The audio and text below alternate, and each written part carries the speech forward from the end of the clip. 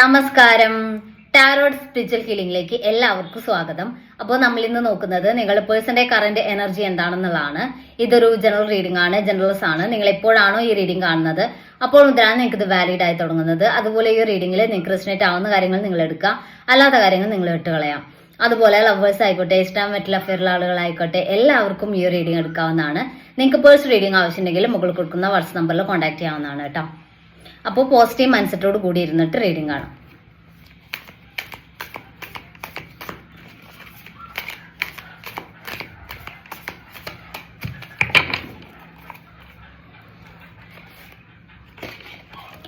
Ace of cups എനർജിയാണ്. ഇവിടെ നിങ്ങൾ പേഴ്സണ് നിങ്ങളോടുള്ള ഫീലിങ്സ് അല്ലെങ്കിൽ സ്നേഹം എന്ന് പറയുന്നത് അത്രയും ആത്മാർത്ഥമായിട്ടുള്ള ഒരു സ്നേഹമാണ്. സത്യസന്ധമായിട്ടാണ് അവർ നിങ്ങളെ സ്നേഹിക്കുന്നത് എന്നുള്ളതാണ്. അതായത് നിങ്ങൾക്ക് ഈ ഒരു പേഴ്സൺ നിങ്ങളെ ആത്മാർത്ഥമായിട്ട് സ്നേഹിക്കുന്നുണ്ടോ എന്നുള്ളൊരു കൺഫ്യൂഷൻ ഉണ്ടെങ്കിൽ ഉറപ്പായിട്ടും അവർക്ക് നിങ്ങളോട് അത്രയും ഒരു ഇന്റൻസ് ആയിട്ടുള്ള ഒരു ആത്മാർത്ഥമായിട്ടുള്ള സ്നേഹം തന്നെയാണുള്ളത് എന്നാണ് കാണിക്കുന്നത്. ദ എംപറർ എനർജിയാണ്.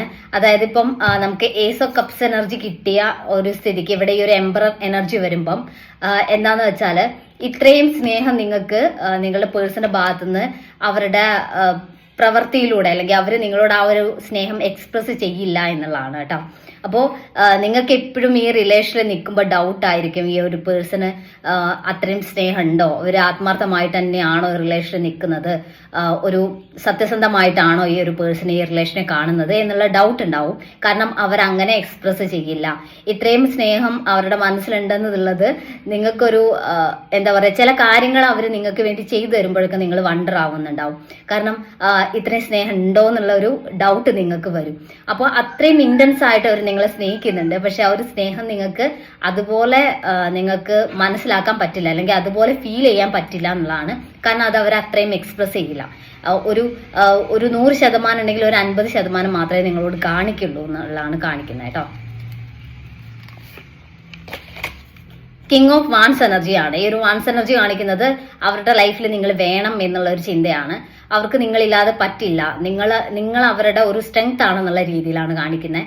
സത്യം പറഞ്ഞാൽ ഈ പുറത്ത് കാണിക്കുന്ന ആ ഒരു ഇതുണ്ടല്ലോ, ഒരു ഈഗോ അല്ലെങ്കിൽ അവരുടെ ഒരു അവർക്ക് എന്തൊക്കെയോ ഒരു സ്ട്രെങ്ത് ഉള്ള പോലെയൊക്കെ അവർ കാണിക്കുന്നുണ്ടാവും. ആ ഒരു സ്ട്രെങ്ത് മുഴുവൻ നിങ്ങളുടെ സ്നേഹത്തിലാണ് അവർക്ക് ബിൽഡ് ചെയ്ത് വന്നിട്ടുള്ളത് എന്നാണ് കാണിക്കുന്നത് കേട്ടോ. 9 ഓഫ് വാൻസ് എനർജി കാണിക്കുന്നുണ്ട്. അതായത് നിങ്ങൾ ഈ ഒരു റിലേഷന്റെ കാര്യത്തിൽ കൺഫ്യൂസ്ഡ് ആണ്.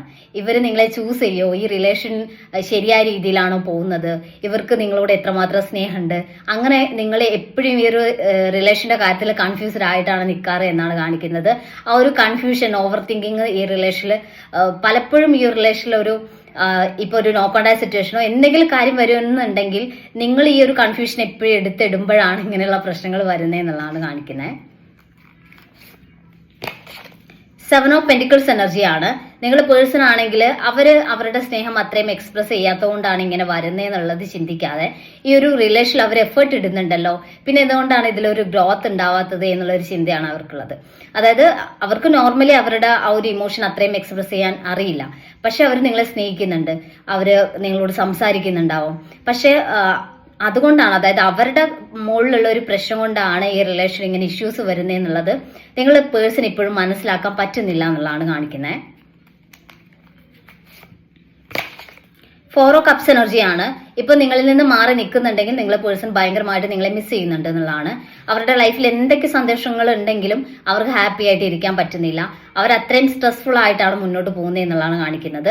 അവര് സത്യത്തിൽ അവരുടെ ചുറ്റിനും ആരും ഇല്ലാത്തൊരു ഫീലിങ്സ് ആണ് അവർക്കുള്ളത്. അവർ ഒറ്റപ്പെട്ട ഒരു ഫീലിങ്സിലാണ് ഇപ്പോൾ മുന്നോട്ട് പോകുന്നത് എന്നുള്ളതാണ് കേട്ടോ.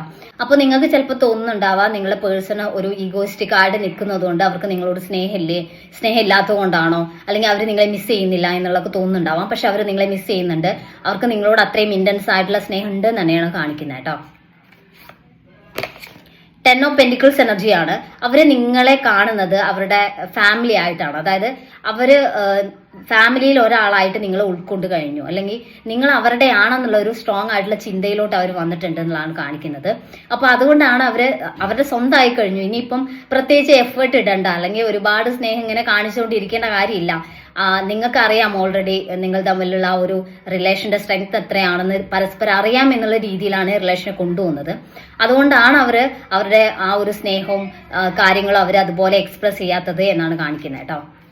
അപ്പോൾ നമുക്ക് കുറച്ച് മെസ്സേജ് കാർഡ് നോക്കാം.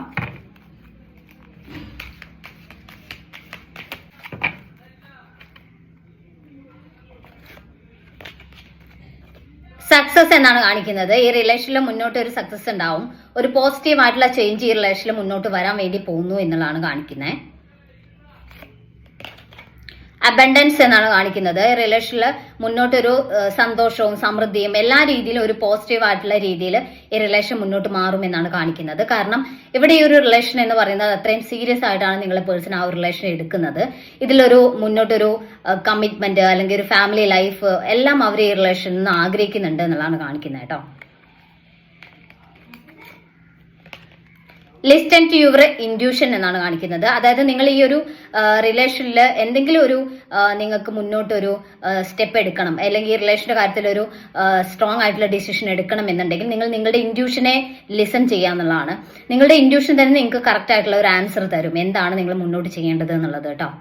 അപ്പോൾ നിങ്ങൾ മെഡിറ്റേഷനൊക്കെ ചെയ്യുന്ന ആളുകളാണെങ്കിൽ ആ ഒരു ഇൻഡ്യൂഷൻ പെട്ടെന്ന് വർക്കാവും. അല്ലാത്തവർക്ക് ഇൻഡ്യൂഷൻ ഉണ്ടെങ്കിലും അത് നിങ്ങൾക്ക് അങ്ങനെ ആ ഒരു ഇൻഡ്യൂഷൻ പറയുന്നത് നിങ്ങൾക്ക് ലിസൺ ചെയ്യാൻ ബുദ്ധിമുട്ടായിരിക്കും. അപ്പോൾ നിങ്ങൾ മെഡിറ്റേഷനും കാര്യങ്ങളൊക്കെ ചെയ്യുക, കുറച്ചുകൂടി സ്പിരിച്വൽ ആവാൻ വേണ്ടി ശ്രമിക്കാം. എപ്പോഴും സ്പിരിച്വൽ ആവുക അല്ലെങ്കിൽ മെഡിറ്റേഷൻ ചെയ്യുക അങ്ങനെയുള്ള കാര്യങ്ങൾ നിങ്ങളുടെ റിലേഷന്റെ കാര്യത്തിൽ മാത്രമല്ല എല്ലാ രീതിയിലും നിങ്ങളെ ഒരു ഗ്രോത്തിലോട്ട് കൊണ്ടുവരുന്ന ഒരു കാര്യമാണ്. അപ്പോൾ അത് ചെയ്യാൻ വേണ്ടി ശ്രമിക്കുക കേട്ടോ. അപ്പോൾ നമുക്ക് കുറച്ച് ക്ലൂസ് കൂടി നോക്കാം.